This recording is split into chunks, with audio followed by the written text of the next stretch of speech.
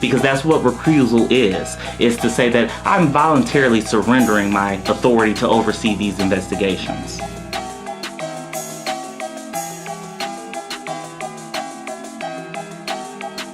I believe that we are certainly making ground on the case that may, in my mind and in my hopes and in my prayers, will take down Donald Trump.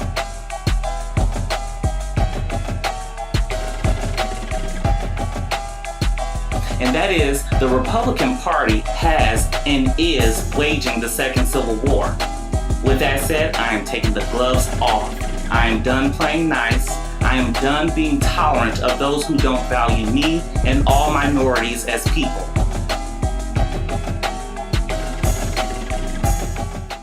Terrorism. The unlawful use or threat of violence, especially against the state or the public, as a politically means of attack or coercion. Terrorism is exactly what occurred in Charlottesville, Virginia, on August 11, 2017. The so-called alt-right, as they call themselves, are nothing more than a disorganized gang of angry white people. They are an open bag of trash filled with the landfill's finest, the Ku Klux Klans and the neo-Nazis.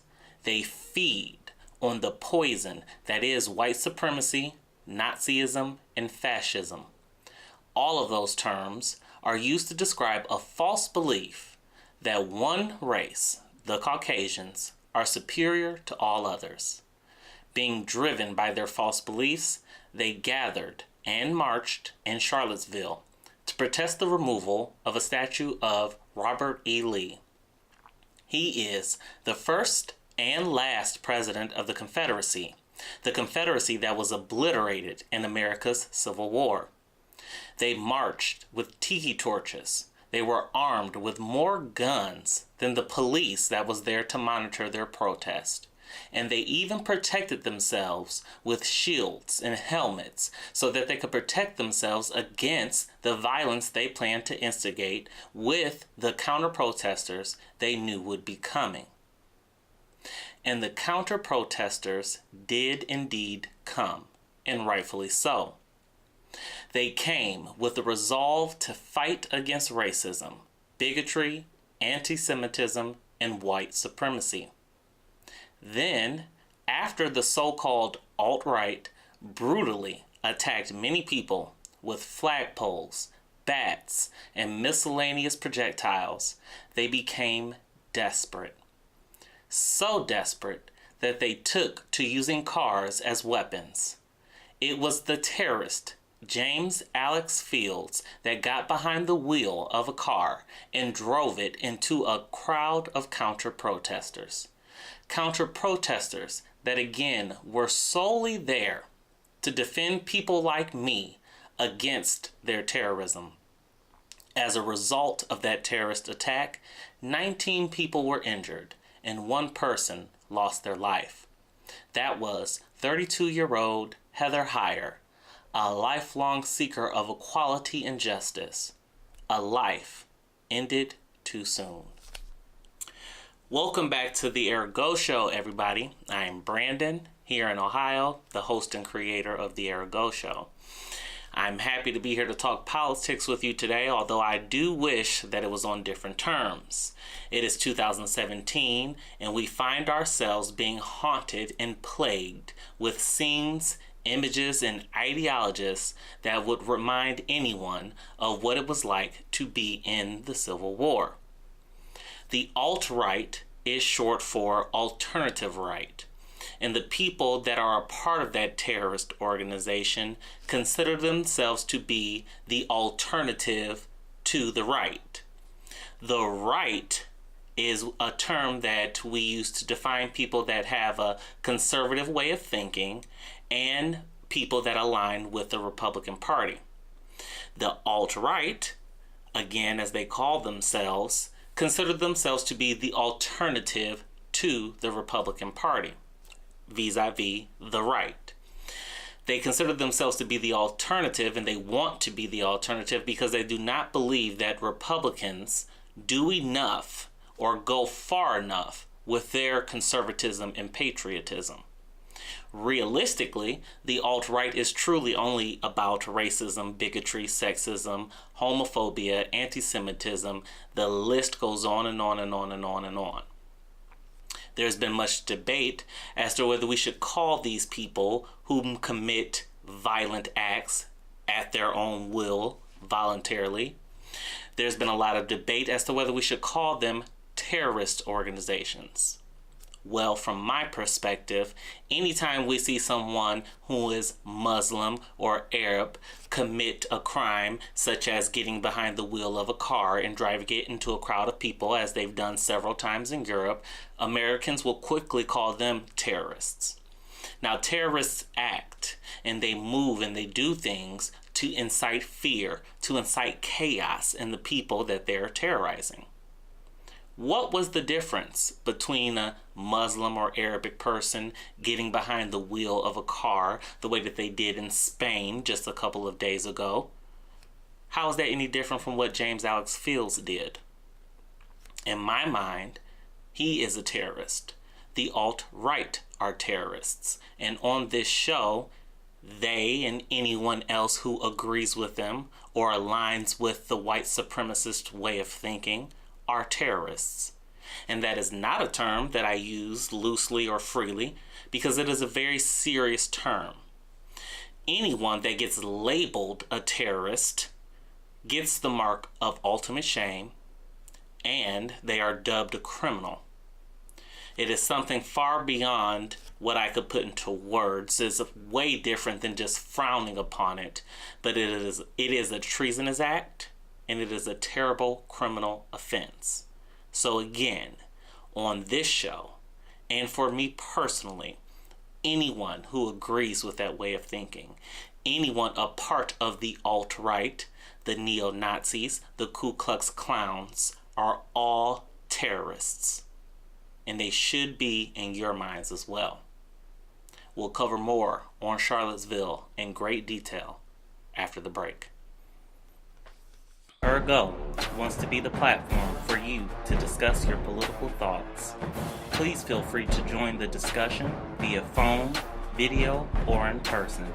To set up an interview, contact the Ergo Show at outlook.com.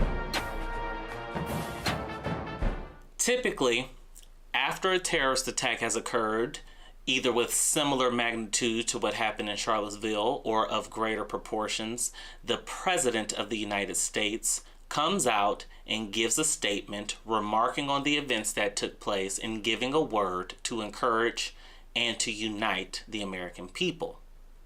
But in 2017, this is what we got. Great people. They're great people. But we're closely following the terrible events unfolding in Charlottesville, Virginia. We condemn in the strongest possible terms this egregious display of hatred, bigotry, and violence on many sides. On many sides. It's been going on for a long time in our country.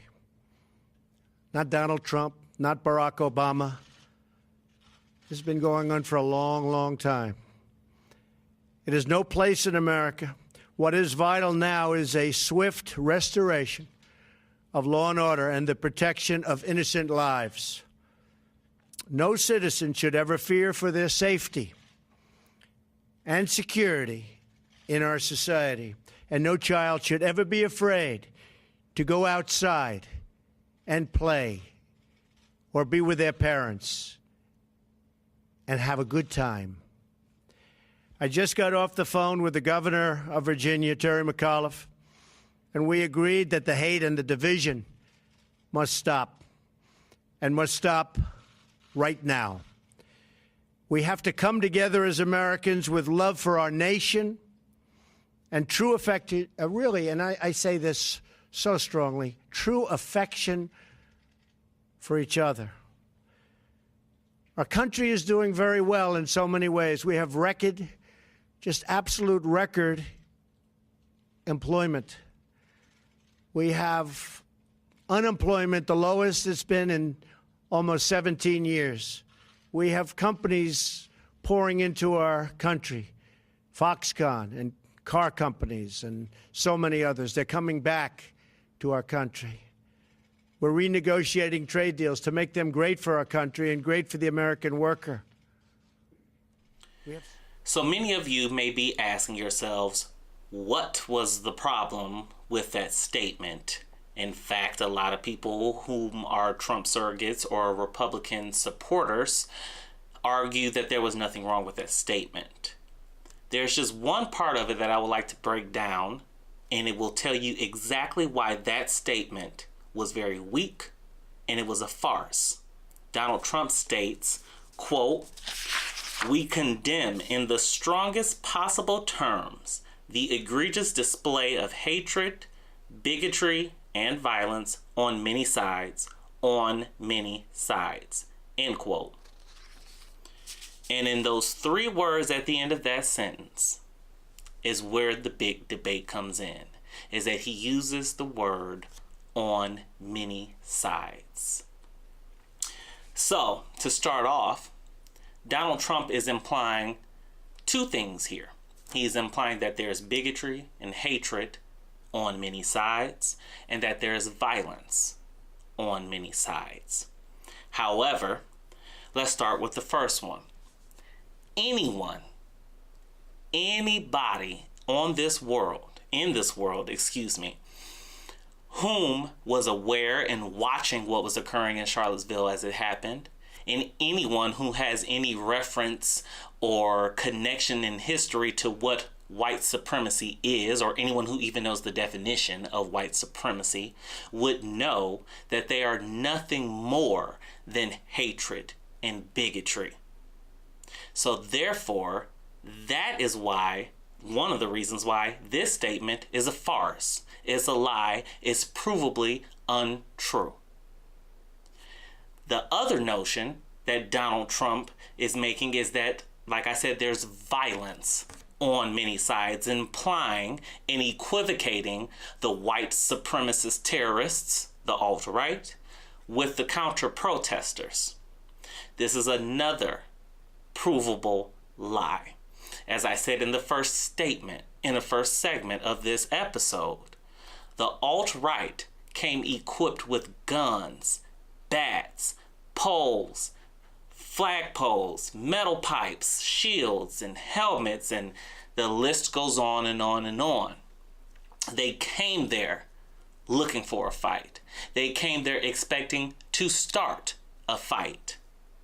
But perhaps Donald Trump can argue his view of violence on many sides with DeAndre Harris, whom is seen here being viciously attacked and brutally beaten by alt-right white supremacist terrorists whom did a complete number on him. He was walking around not knowing what was happening and was viciously attacked, again proving the statement of there was violence on being on many sides, proving that statement to be very untrue. Thirdly and lastly, Donald Trump's on many sides lie was even debunked by one of the former leaders of the Ku Klux Klans. Let's take a look.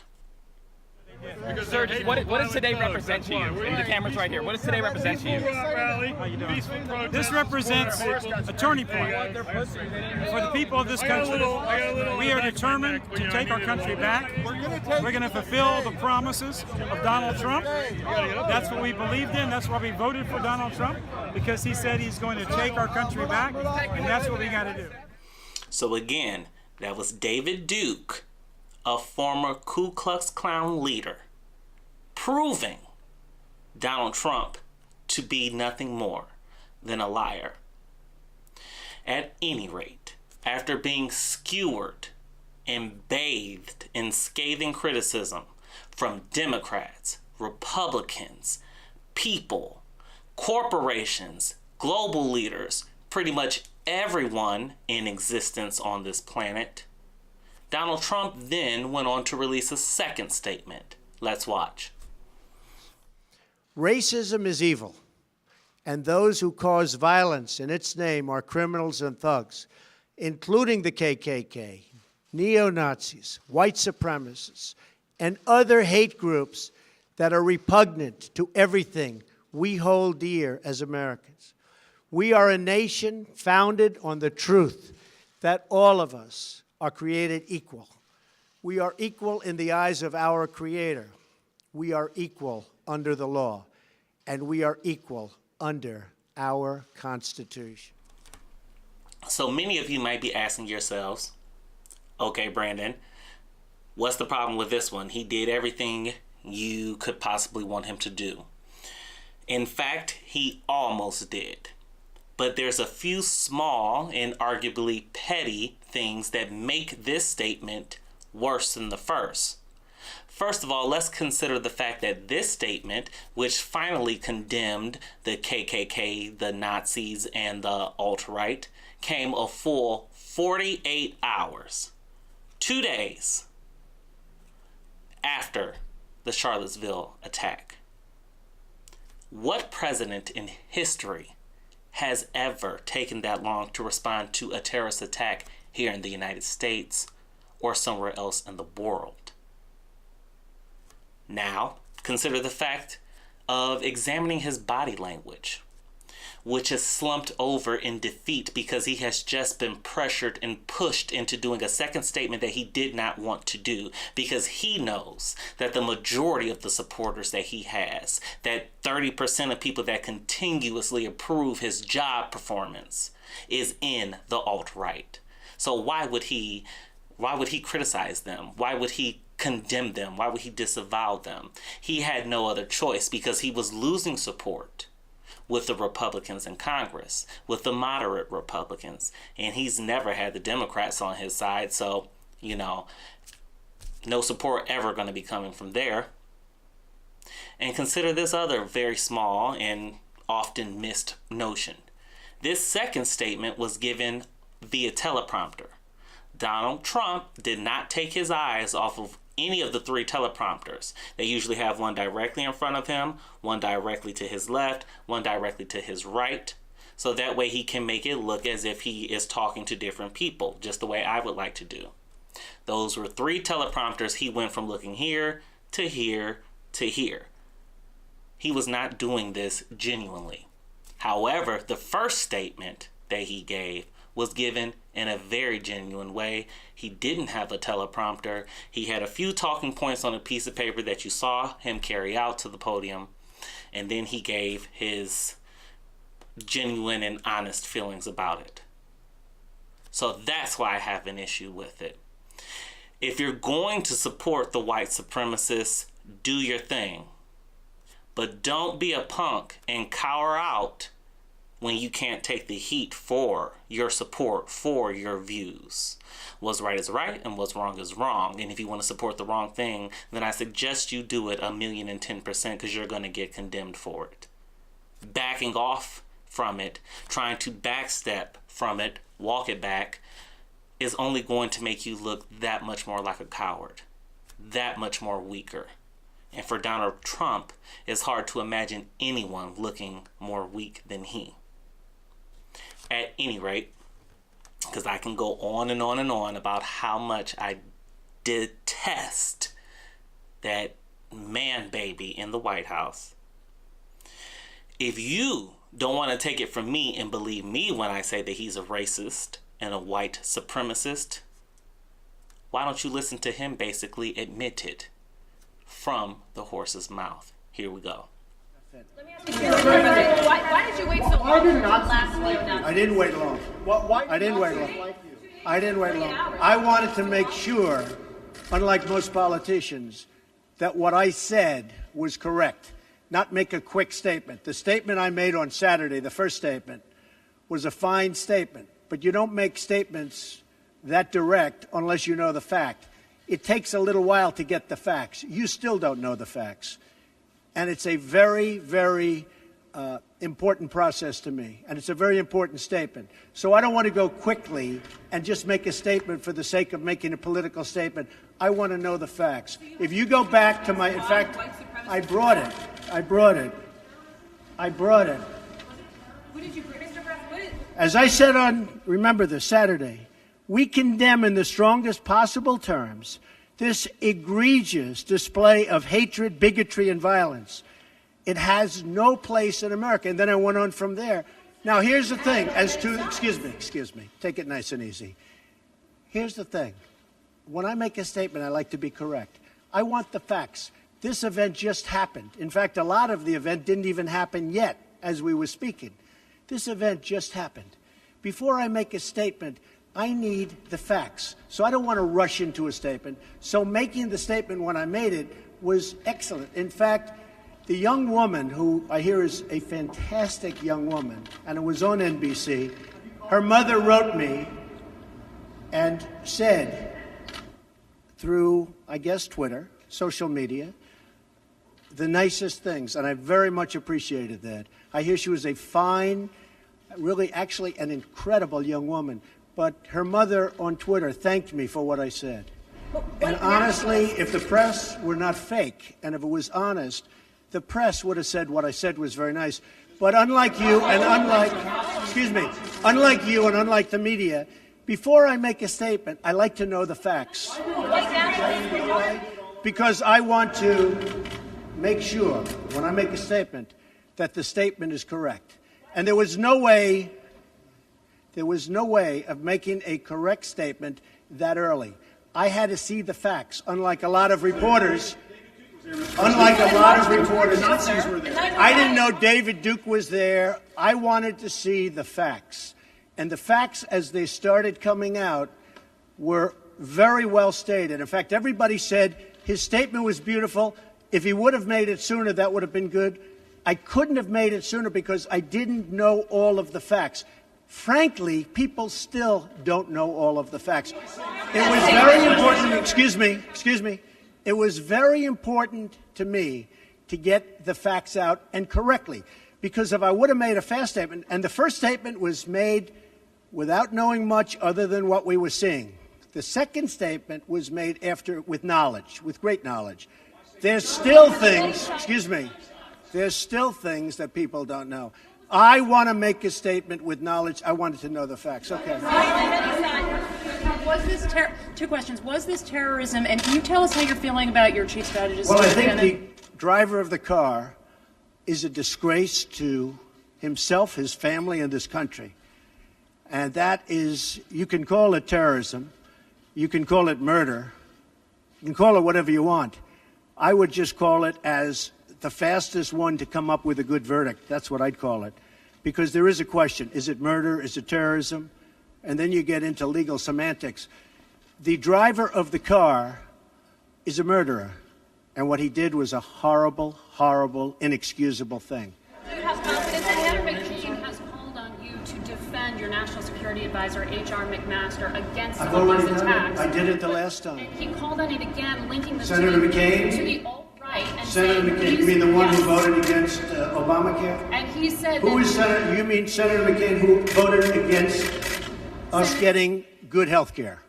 Senator McCain said that the alt-right is behind these attacks, and he linked that same group to those who perpetrated the attack in Charlottesville. Well, I don't know. I can't tell you. I'm sure Senator McCain must know what he's talking about. But when you say the alt-right, define alt-right to me. You define it. Go ahead. Well, I'm saying, define it for me. Come on, let's go. Senator McCain defined them as the same group. Okay, what about the alt-left that came charging at him? Excuse me. What about the alt-left that came charging at the, as you say, the alt-right? Do they have any semblance of guilt? This is Senator McCain's statement. Let me ask you this. What about the fact they came charging with clubs in their hands, swinging clubs? Do they have any problem? I think they do. So, as far as I'm concerned, that was a horrible, horrible day. Wait a minute. I'm not finished. Fake news. That was a horrible day. I will tell you something. I watched those very closely, much more closely than you people watched it.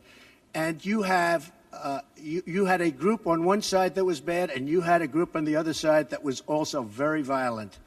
And nobody wants to say that, but I'll say it right now.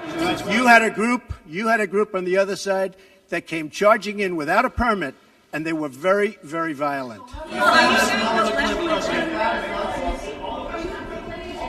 Go ahead. Do you think that what you call the alt-left is the same as neo-Nazis?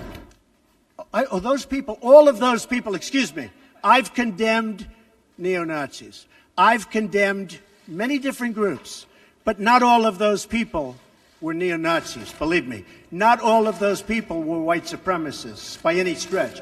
Those people were also there because they wanted to protest the taking down of a statue, Robert E. Lee.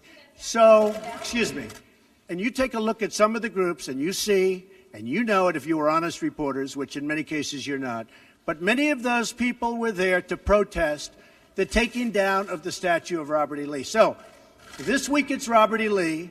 I noticed that Stonewall Jackson's coming down. I wonder, is it George Washington next week, and is it Thomas Jefferson the week after? You know, you really do have to ask yourself, where does it stop? But they were there to protest, excuse me, you take a look the night before, they were there to protest the taking down of the statue of Robert E. Lee. Infrastructure question. Mr. President, are you putting what you're calling the alt-left and white supremacists on the same moral plane? I'm not putting anybody on a moral plane. What I'm saying is this. You had a group on one side and you had a group on the other, and they came at each other with clubs, and it was vicious, and it was horrible, and it was a horrible thing to watch. But there is another side. There was a group on this side, you can call them the left, or you've just called them the left, that came violently attacking the other group. So you can say what you want, but that's the way it is. On both sides, sir? You said there was hatred, there was violence on both sides. Well, I do think there's blame. Yes, I think there's blame on both sides. You look at both sides. I think there's blame on both sides, and I have no doubt about it, and you don't have any doubt about it either. And if you reported it accurately, you would say. Kill the person. Ever higher Charlottesville. They showed up in Charlottesville Excuse me. to protest. Excuse me. They didn't put themselves down as you, and you had some very bad people in that group. But you also had people that were very fine people on both sides. You had people in that group, excuse me, I saw the same pictures as you did. You had people in that group that were there to protest the taking down of, to them, a very, very important statue and the renaming of a park from Robert E. Lee to another name. And you had people, and I'm not talking about the neo-Nazis and the white nationalists, because they should be condemned totally. But you had many people in that group other than neo-Nazis and white nationalists, okay? And the press has treated them absolutely unfairly. Now, in the other group also, you had some fine people, but you also had troublemakers, and you see them come with the black outfits and with the helmets and with the baseball bats.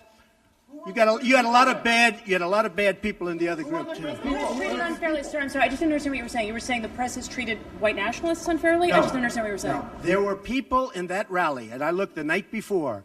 If you look, there were people protesting very quietly the taking down of the statue of Robert E. Lee. I'm sure in that group there were some bad ones. The following day, it looked like they had some rough, bad people. Neo-Nazis, white nationalists, whatever you want to call them. But you had a lot of people in that group that were there to innocently protest and very legally protest because, you know, I don't know if you know, they had a permit. The other group didn't have a permit. So I only tell you this. There are two sides to a story. I thought what took place was a horrible moment for our country, a horrible moment.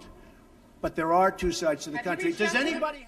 So, let's begin by doing a couple of things before we expound upon this issue, okay? Let's take his attacks on Republican Senator John McCain and let's table them. Let's take his total lack of decorum, responsibility, and maturity. Let's table all of that for now. Let's also take his failed attempt at being intimidating, and let's table that for now as well, because all of us are bigger than this, and all of us are bigger than him. So we aren't going to address these little issues that he tried to sneak in there. And again, it was a failure. He could never be intimidating. Not to me, not to anyone else, not to even a child. So, let's start off with Donald Trump's claim that the counter-protesters, number one, didn't have a permit, and number two, charged the alt-right. The first one is the absolute and complete total fabrication, and is proven here. As you can see, the counter-protesters, those who were fighting against the alt-right terrorists, had not one, but two permits to gather and have a protest. The alt-right did have one as well. However, as seen in the several other videos that I've showed you and several other pictures that I opened this episode with, you can see that the counter-protesters did nothing. They did not charge the alt-right. The alt-right brought the fight to them and then got so desperate that they'd rammed a car through a crowd of people. So no, the counter-protesters did not in any way, shape, form, or fashion charge the alt-right protesters. Next, Donald Trump claims that there are some very fine people that are a part of the alt-right. He also states that they were there quietly and peacefully protesting the removal of that god-awful Robert E. Lee statue. I would like for you to watch this video of the scenes that took place during the march and listen to this interview from one of the alt-right people that attended and helped to lead this protest. Blood and soil! Blood and soil! Blood and soil! Blood and soil! Blood and soil! Blood and soil! Blood and soil! Blood and soil! Blood and soil! Blood and soil! Blood and soil! Blood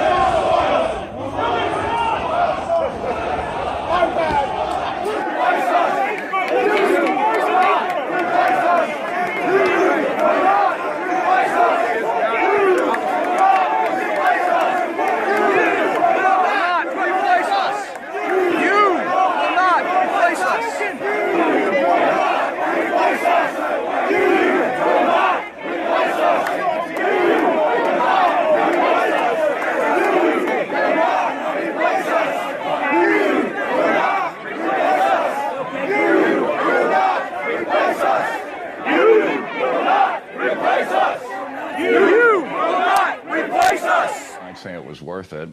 We knew that we were going to meet a lot of resistance. The fact that nobody on our side died, I'd go ahead and call that points for us. The fact that none of our people killed anybody unjustly, I think, is a plus for us. And I think that we showed our rivals that we won't be cowed. So when did you get into, as you said, the racial stuff? When Trayvon Martin case happened, you know, Michael Brown and Tamir Rice and all these different things happen, every single case, it's some little black asshole behaving like a savage, and he gets himself in trouble, shockingly enough. Whatever problems I might have with my fellow white people, they generally are not inclined to such behavior, and you know, you got to kind of take that into consideration when you're thinking about how to organize your society. Dylan Rose's name. You can remember Tim McVeigh's white name. people were capable of violence. I didn't say capable. Of course we're capable. I'm carrying a pistol. I go to the gym all the time. I'm trying to make myself more capable of violence. I'm here to spread ideas, talk, in the hopes that somebody more capable will come along and do that. Somebody like Donald Trump, who does not give his daughter to a Jew. So Donald Trump, but like more racist. A lot more racist than Donald Trump. I don't think that you could feel about race the way I do and watch that Kushner bastard walk around with that beautiful girl, okay? What do you think this means for the next alt-right protest? I say it's going to be really tough to top, but we're up to the challenge. Wait, why? Why? Tough to top? I mean, someone died. I think that a lot more people are going to die before we're done here, frankly. Why? Why? Because people die every day, right? I mean, But not like of a heart attack, I mean violent death. Well, people die violent deaths all the time, right? Like, this is part of the reason that we want an ethno state, right? So, like, the blacks are killing each other in staggering numbers from coast to coast. We don't really want to have a part of that anymore. And so The fact that they resist us when we say, hey, we want a homeland, is not shocking to me, all right? These people want violence, and the right is just meeting market demand. So, what in the world is quiet about yelling anti-Semitic things such as Jews will not replace us and blood and soil and whatever other bunch of bullshit they were screaming at this protest? What was quiet about that? Furthermore, listening to that interview, what was very fine about anything that he had to say? The man literally said that he expected more people to die as a result of this nonsense.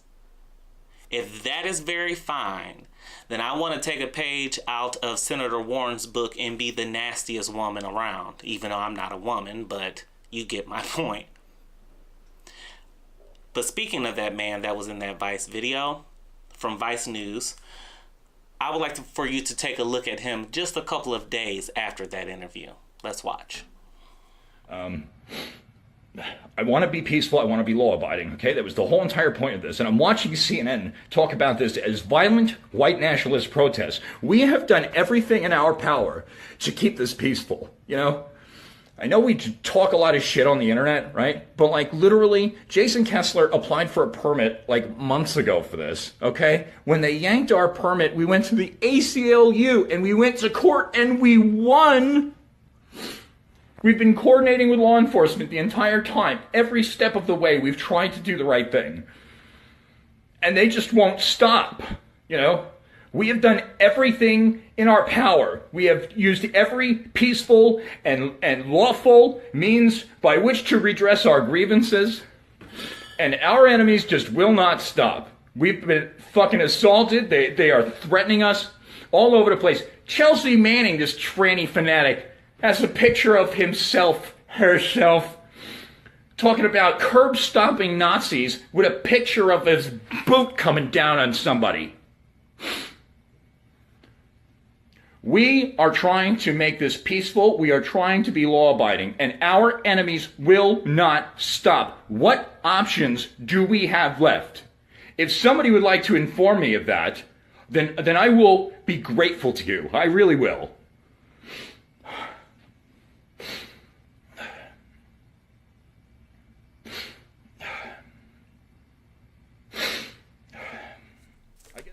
So there you have it. The big, tough, strong, alt-right terrorist who was so big and so proud of the fact that Heather Heyer had been killed and that many more people would die as a result of his cause. He's now crying like a little bitch because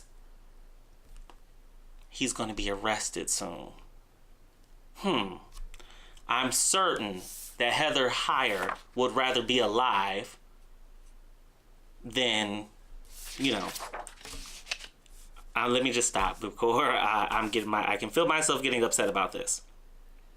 So, next is the point that Donald makes that he gets great news, that he gets the best news ever.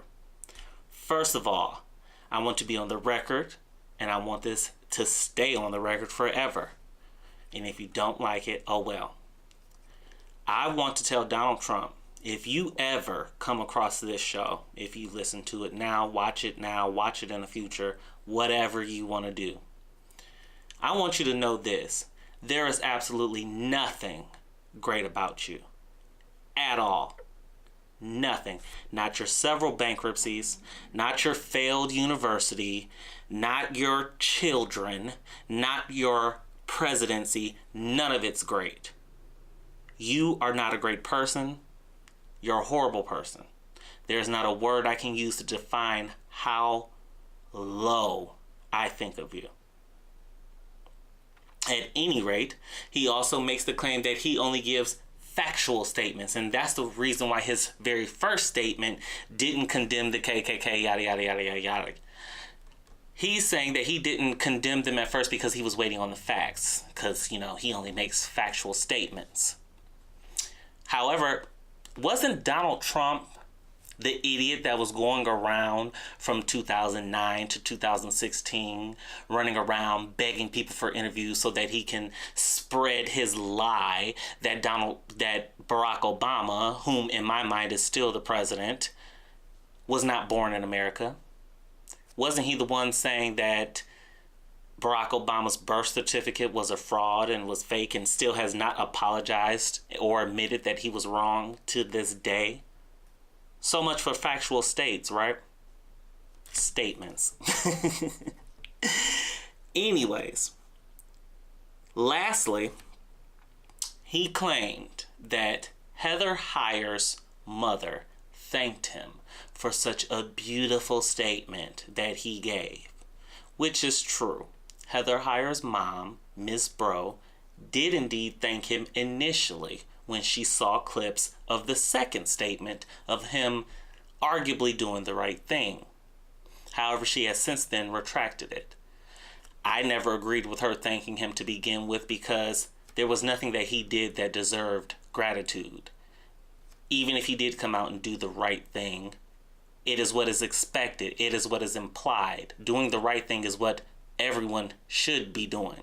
There should be no reward, no positive feedback for doing the right thing.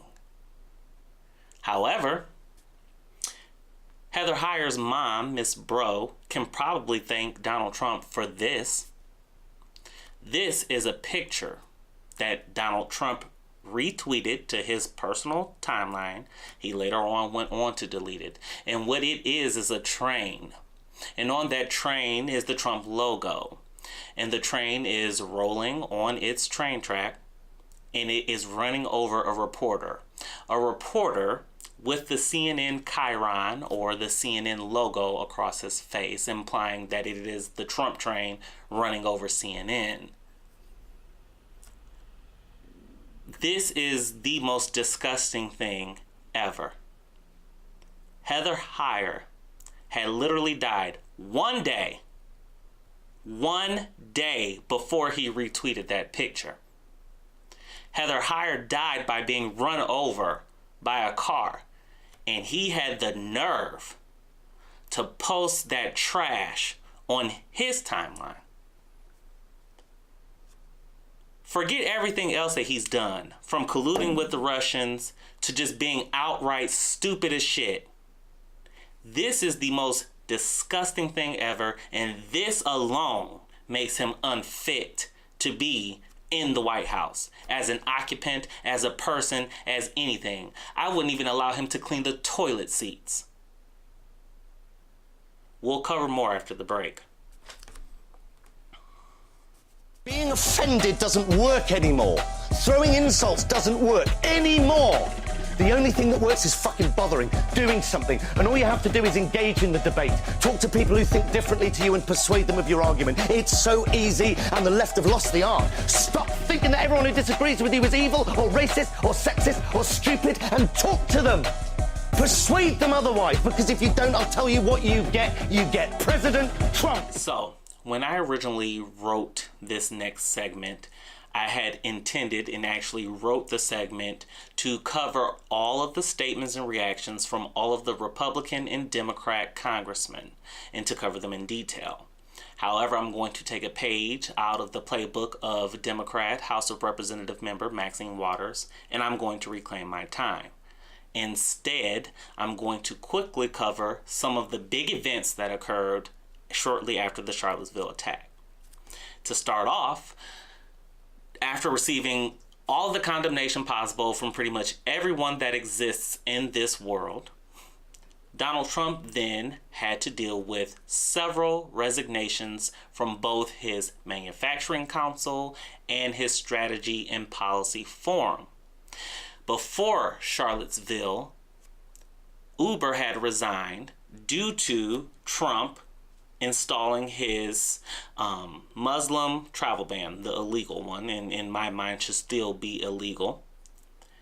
Then, shortly after that, the CEOs of Disney and the CEO of Tesla resigned as well, and it was due to Trump removing the United States from the Paris Climate Accord, which of course can't officially take place until 2020, but he was just trying to do something to make himself look productive, and it's not. In fact, it's going to be another nail in his coffin of occupying the White House.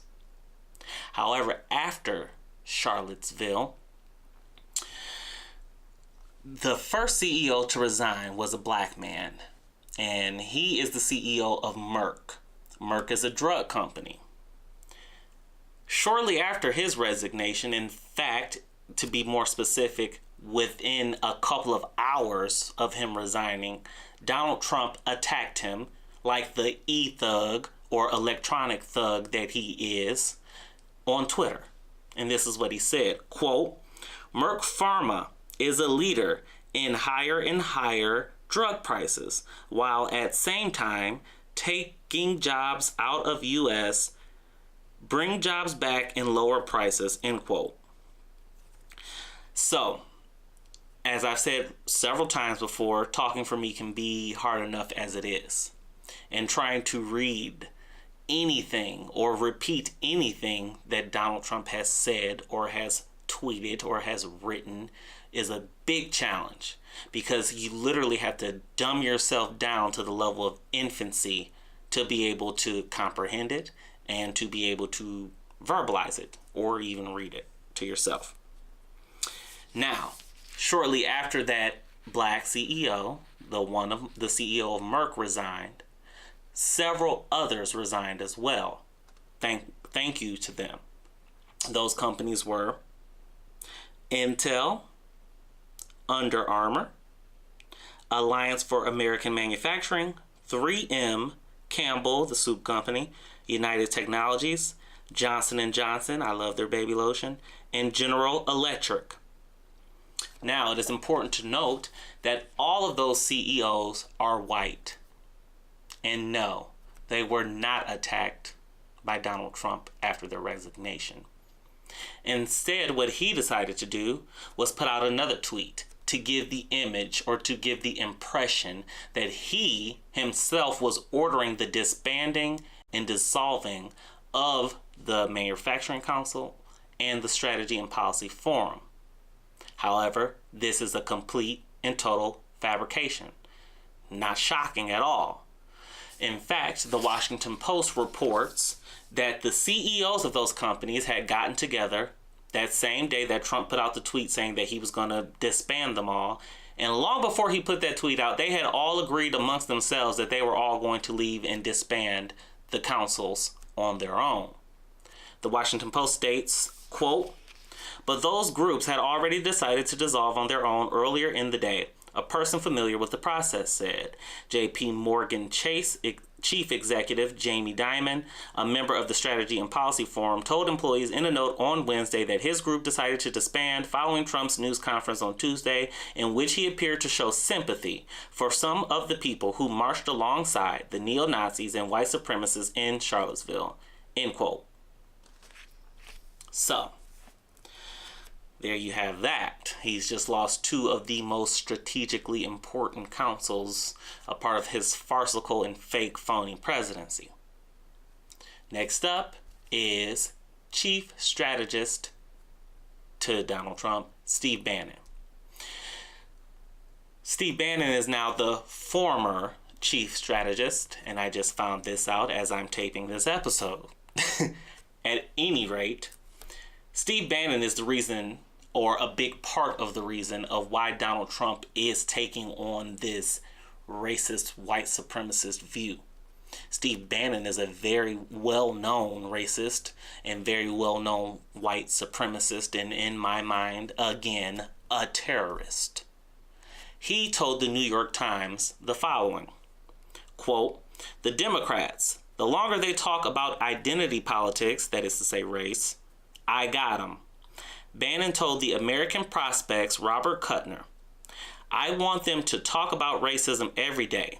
If the left, the Democrats, liberals, progressives, is focused on race and identity, and we go with economic nationalism, we can crush the Democrats," end quote. Now, what Steve Bannon is saying there is basically, at the risk of increasing racial division and increasing violence, I'm going to have Trump promote economic nationalism, which is just a fancy way of saying putting policies in place to give white people more money, and let the Democrats keep talking about racism and civil rights and social justice. He believes that by getting white people pumped up about getting more money and getting them angry about the fact that they don't have more money, while the Democrats are promoting social justice and civil rights and equality, that he has the winning message. His message would be to create more violence, because that's what's going to happen as a result of a message like that. Because if you give white people more money, you're going to have all the minorities rise up. And then you're going to have the white people protesting and running more people down with cars, because there's going to be constant fighting. Thankfully, the chief of staff, General Kelly, got rid of Steve Bannon. Now, there's been a lot of speculation about Steve Bannon, saying that he resigned 2 weeks ago and that it would be effective on the 14th. There are stories out saying that Steve Bannon was fired. It doesn't matter. He's out of the White House. However, I don't think that this is going to change Donald Trump very much at all, whatsoever, if any. Donald Trump is an idiot, and he is a racist. Go back into the 70s when Donald Trump had been sued for being racially discriminated towards black folks living in the places that he owned. You know, consider what he did to Barack Obama, which was very racially driven. Don't be fooled. Donald Trump is still a racist. He's still going to be in the White House causing chaos. He's still going to be dumb as hell. It's not going to change. I'm sorry. It's a big thing for Steve Bannon to be gone. But like I just saw on the news, the stock market people were all screaming and cheering in the background that Steve Bannon had been removed. But this is not going to cause anything to get better. I can reassure you of that tenfold. It's not going to get any better. Lastly, one more caveat to prove Steve Bannon, Donald Trump, and all of their supporters wrong about the left, the liberals, Democrats, people like me, being the violent ones and causing violence and causing deaths. Let me debunk that lie really quickly.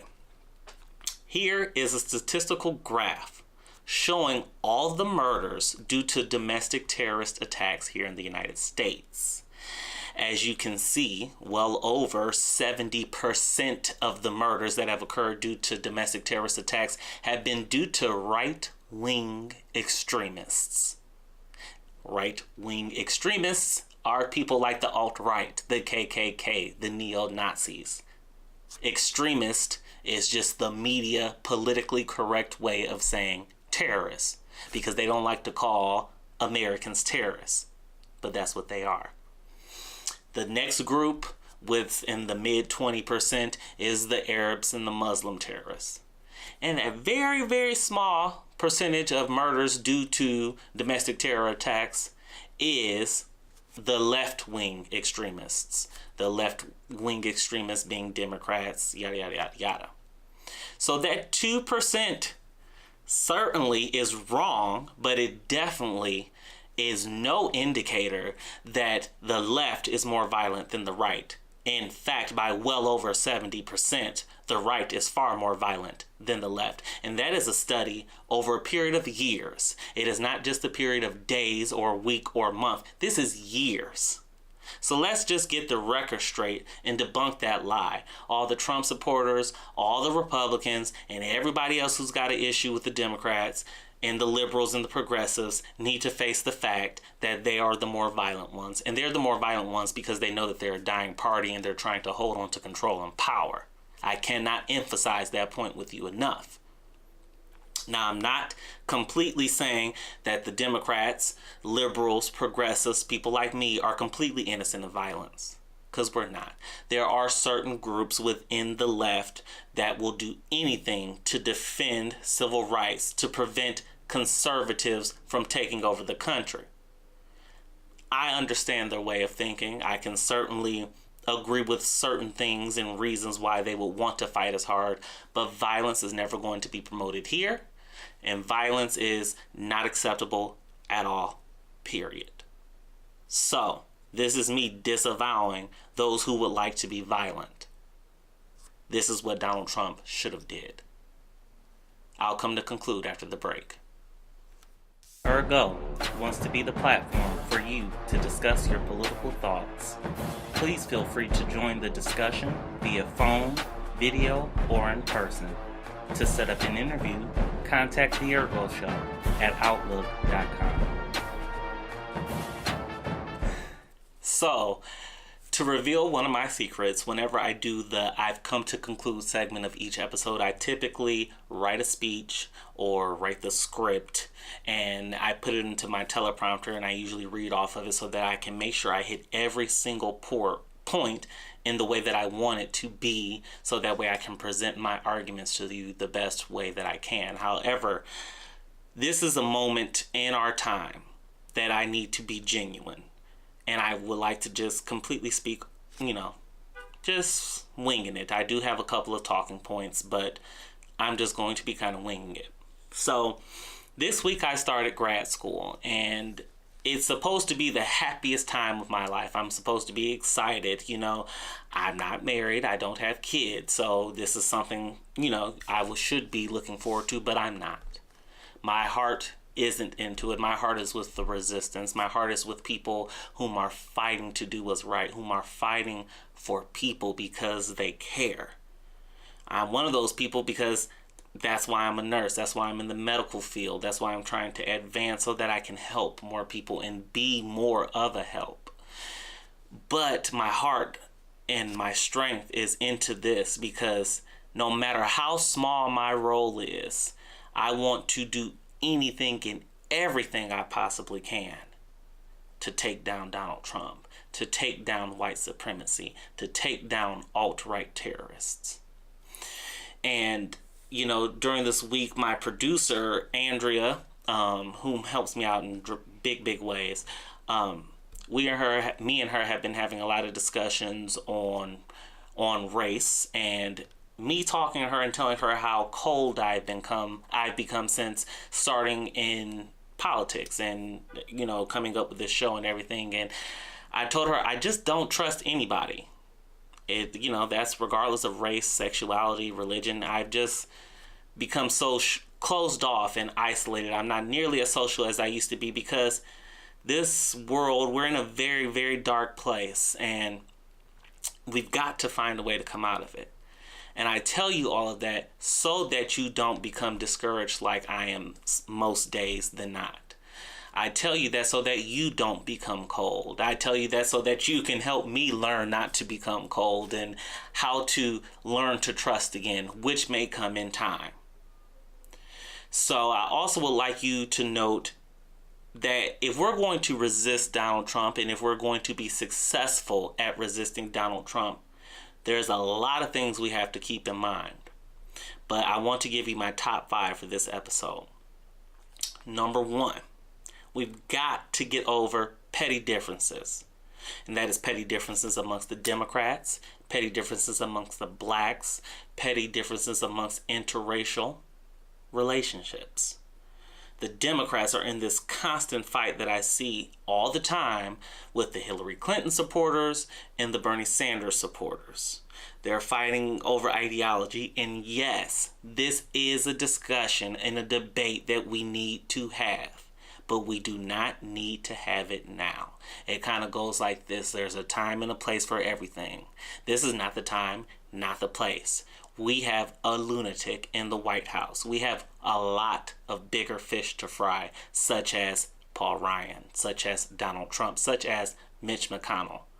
We have way bigger fish to fry, but the people on the left are too busy fighting over, we shouldn't allow people against abortion to be a Democrat.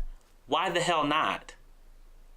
I personally don't like abortion. I would never vote to say that people can't get abortions because, again, I'm a man. I shouldn't tell a woman what she can or cannot do with her body.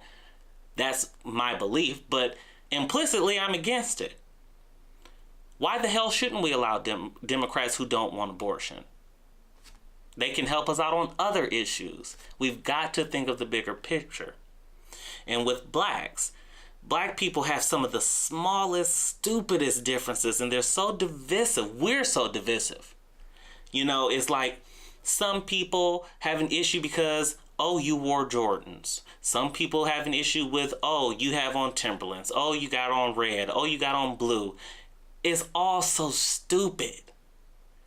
There are bigger fish to fry. There are better things to care about. Life does get better. There is more to life than Jordans and Timberlands.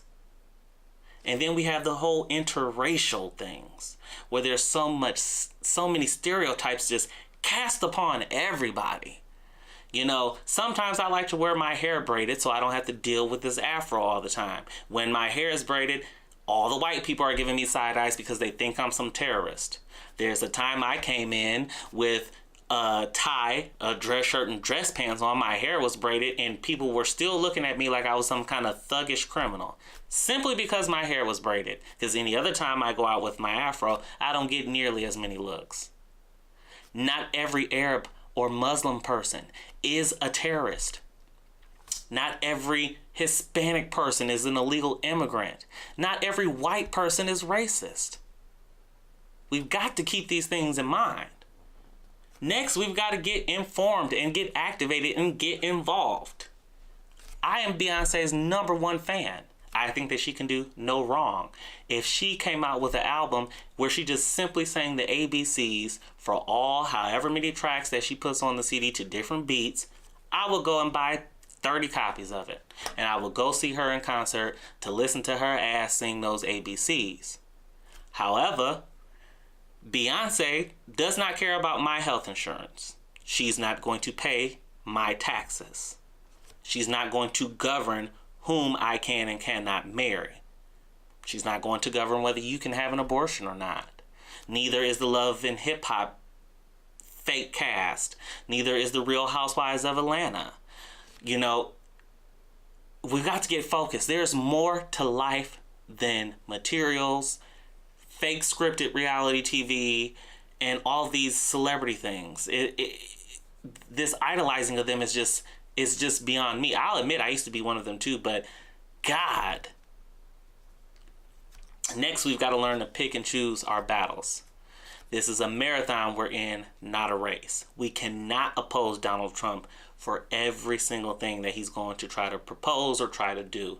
In fact, he is going to be successful on some things. Now, healthcare, definitely not going to let him succeed in that. But when it comes to tax reform, tax cuts, and infrastructure, he's going to get wins on them, and we cannot simply resist him on every single issue. We're going to fatigue ourselves, and we're going to get discouraged because no one's listening, and then we're going to stop caring ourselves, and we cannot let that happen. If this were a race and he would be impeached tomorrow, then I would say go all for it. Don't half-ass it. However, this is a marathon, so we can't half-ass it. We've got to go hard on the big issues, the ones that really matter, and let the petty small stuff go. The fourth point is you have to fight the urge to fight. I know how you feel.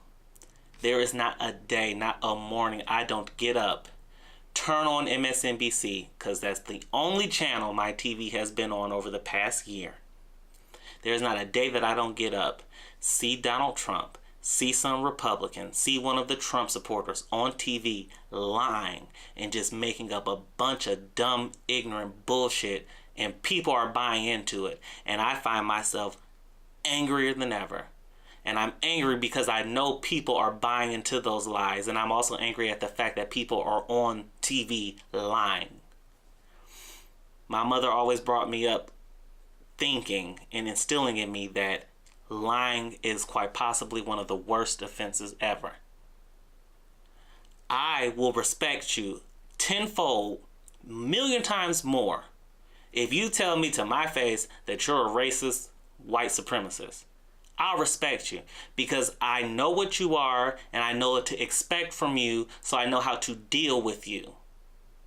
Now, if you want to be a liar say Paul Ryan, for example, whom has come out and said he's against white supremacy, he's against racism, but he ain't said nothing bad about Donald Trump. So I argue with him, are you a white supremacist? Are you a racist? I start to have all these other thoughts. I'll respect you a lot more if you just come out and say whatever it is you need to say, whether I'm going to like it or not, whether it's going to hurt my feelings or not. So that's why I get so angry. But that point does come with a small caveat. There's a difference between being violent and having self-defense. When alt-right people, or I should say if alt-right people come and try to attack you, do not curl up and bawl on the floor and become a victim. If you can't fight, get up and run. If you want to defend yourself, by all means, I do support self-defense. I'm not in any way, let me make that possibly clear as I possibly can. Do not think that I'm saying go out and fight, fight, fight. I'm saying if the fight is brought to you, punch back. That's how I was brought up. Let them throw the first strike. Don't be violent, but if times call for you to be self-defensive, then be self-defensive. And lastly, my final point, I know I've been ranting and raving. I can get up on my soapbox and go all day. But anyways, my last point is to be patient. Trump will fall. Mueller's investigation, it could take another week. It can take another month. It could take another 1, 2 to 3 years. We don't know how long it's going to take. But we know that Special Prosecutor Robert Mueller is going to look under every single stone possible so he can nail every single charge that that coward Donald Trump deserves. But we have to be patient. When it came to Richard Nixon and him getting ready to be impeached, but he resigned before he got impeached, it took years to get to that point. So, we cannot be too anxious. I know that we have smartphones, we have laptops, we have the internet machine to where we can just get anything like that. I mean, I can get on Google right now, look up a subject and write a research paper in 10 minutes because I have the internet. But in the real world, especially in the federal government, things are not going to happen so quickly. Keep that in mind until next week. This is Ergo, before you, the people. I'm pulling my weight.